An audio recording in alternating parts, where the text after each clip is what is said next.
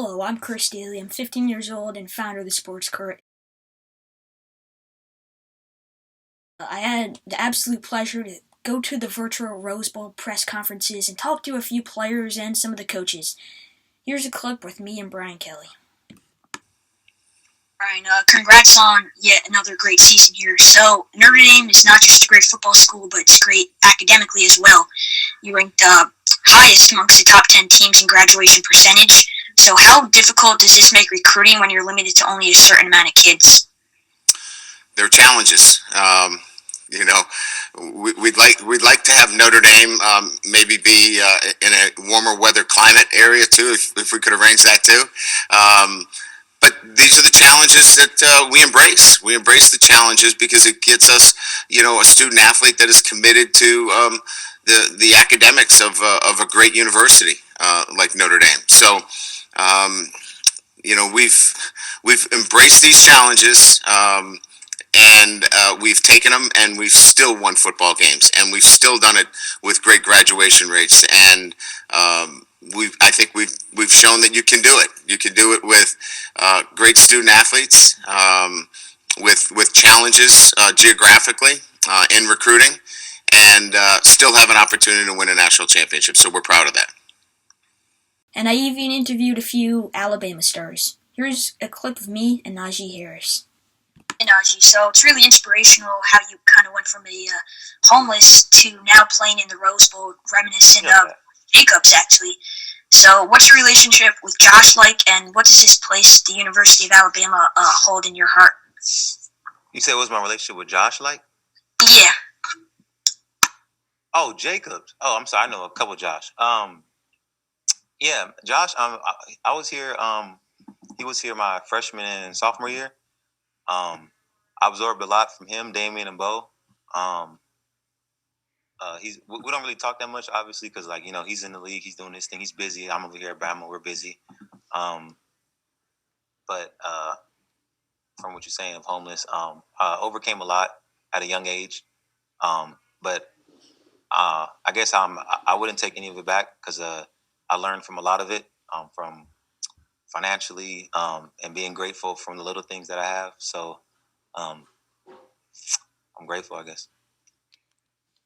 Heisman finalist, Mac. So you've gone through a lot, flipping from Kentucky to Alabama and then having to sit behind Tua and Jalen, as just mentioned. So mentally, how gratifying is it to play in the Rose Bowl, and how are you preparing mentally for this big game? Yeah, it's definitely a blessing. I mean, any college football player would want to say they wanted to play in the game like the Rose Bowl and a college football playoff. So we're just really happy to be here, but at the same time, you got to kind of ask yourself if you're satisfied with just being there, or do you want to really take advantage of the opportunity? And I think all of our teammates and our coaches have decided that we just want to take advantage of where we're at. We're finally where we want to be. And like I said, it's a great blessing, and we're just looking forward to the opportunity.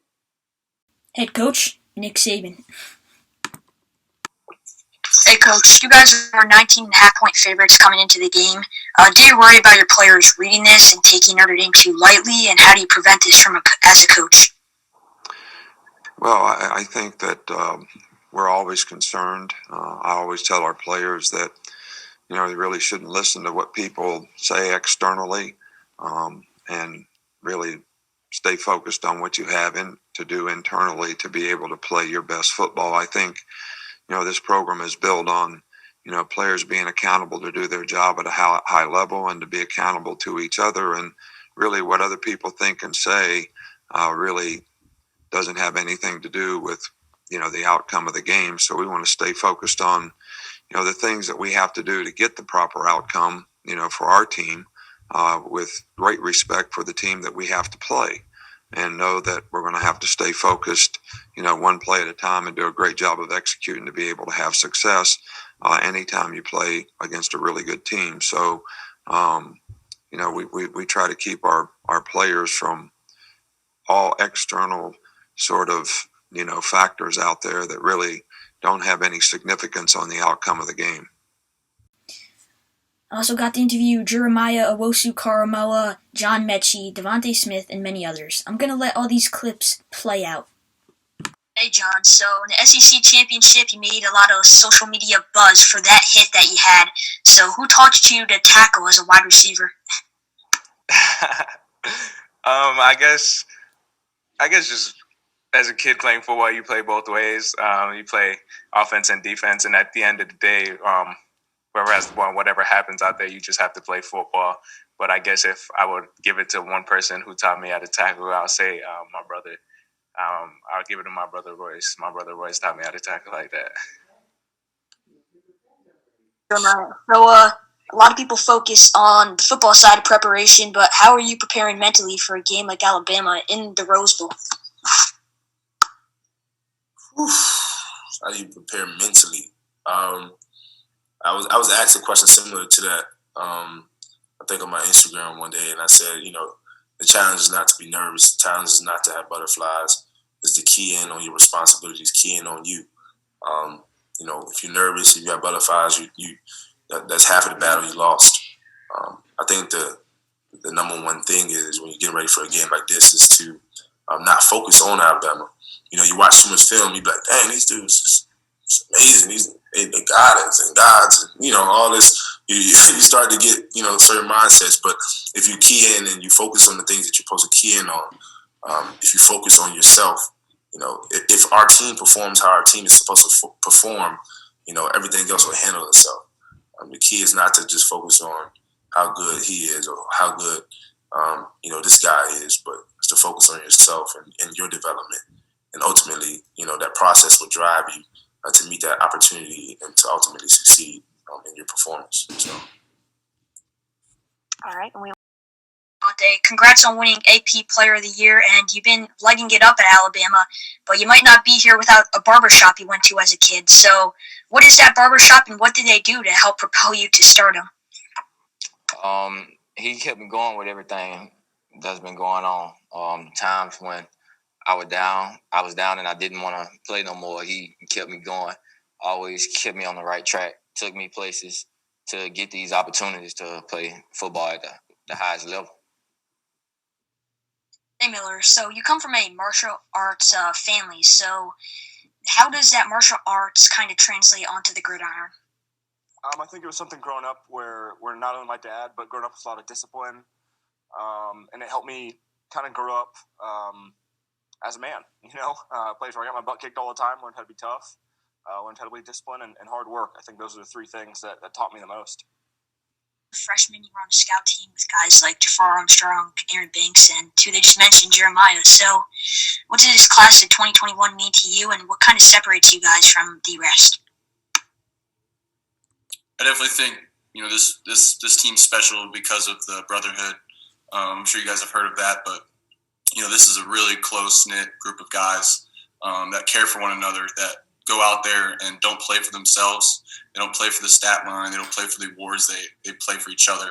And that's what, really makes this group special. We're extremely close off the field, which, is really important, through the year of 2020 when with COVID and the lockdowns and quarantine. And it really started in March when we were all sent home and, we're on the Zoom meetings just with each other, holding each other accountable. And that's what really started this special team. And, now we're one of the top 4 teams in the country, looking to go to the national championship. I think the brotherhood and camaraderie is really what has propelled this team forward. Hey, Nick, so you're a graduate transfer, everybody's mentioned. So what was your first impression of Notre Dame, and what's your impression on the program Coach Kelly has built here at Notre Dame? My first impression on the program, I just knew it was a historical program before I got the opportunity to look deeper into it.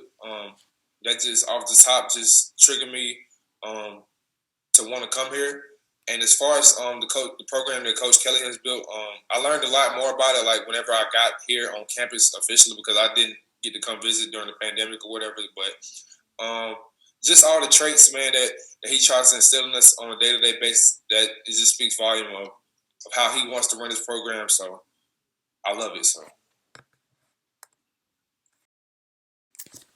So I know your cousins Tua and Talia as well, so I can only imagine what those Thanksgiving football games were like. But Tua's definitely played in a few of these big games. What advice has he given you for games like this? Yeah. He's definitely just always told us in like little moments, just really have trust and have faith in ourselves, have faith in our teammates, and above all, just don't let the moment be too big for you. You know, everybody's human.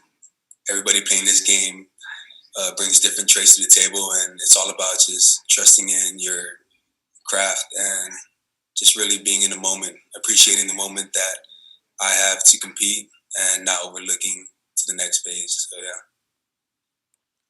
We'll go next to Brian Driscoll. Shaun, so your love for the Irish is pretty clear. It's your 6th year here. So what does Coach Kelly and the whole program mean to you, not just as a player, but as a person? Excuse me, I couldn't hear you. I'm sorry. No worries. Your love for the Irish is pretty clear. So it's your 6th year for the Irish now. What does Coach Kelly and this program mean to you, not just as a player, but as a person? Oh, this place is home to me.